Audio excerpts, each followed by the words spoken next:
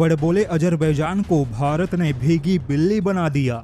Azerbaijan जो कि भारत को आर्मेनिया में हथियारों की सप्लाई पर चेतावनी दे रहा था। अजरबैजान ने कहा था कि भारत के रॉकेट लॉन्चर और मिसाइल डिफेंस भी आर्मेनिया को बचा नहीं सकेंगे। यहाँ तक कि इसी अजरबैजान के राष्ट्रपति ने COP29 के एक कार्यक्रम में मीडिया के सवालों का जवाब देते हुए कहा कि अजरबैजान तो पिछले 30 सालों से कश्मीर मुद्दे पर पाकिस्तान के साथ खड़ा है।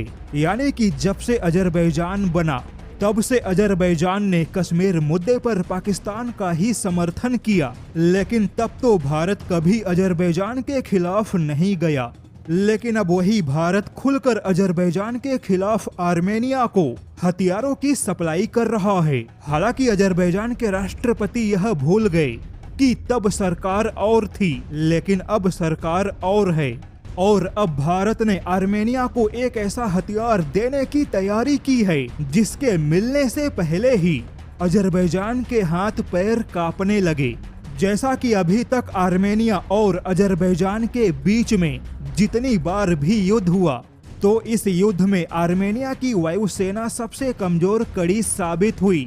आर्मेनिया ने पूरा युद्ध केवल अपने थल सेना और टैंकों के दम पर ही लड़ा, जबकि अजरबैजान के पास फाइटर जेट और तुर्की के ड्रोन हथियारों से लैस वायुसेना है। लेकिन अब खबर है कि आर्मेनिया अपने वायुसेना को भारत के हथियार और भारत के गाइडेड बमों से लैस करने की योजना बना रहा है।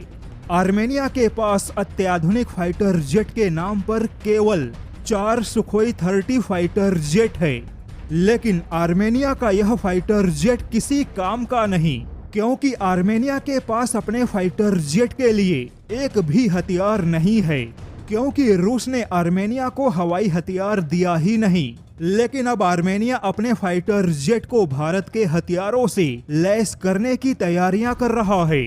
और अब इसी हथियारों को लेकर अजरबैजान सबसे ज्यादा घबराया हुआ है।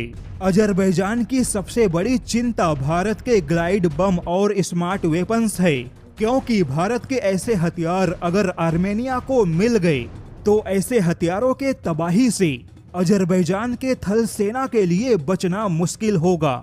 और जैसा कि पिछले ही दिनों आर्मेनिया ने खुलासा किया कि वह भारत के माध्यम से सुखोई फाइटर जेट के खरीदारी पर बातचीत कर रहा है।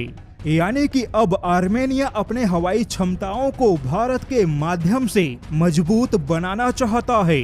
और अगर आर्मेनिया की हवाई क्षमता मजबूत हुई तो अजरबैजान के लिए इससे बुरा और कुछ नहीं होगा। इसी डर से Azerbaijan United nation security council में भारत के नाम का रोना रो रहा है और भारत के सामने आर्मेनिया को हवाई युद्ध के हथियार न देने की गुहार लगा रहा है।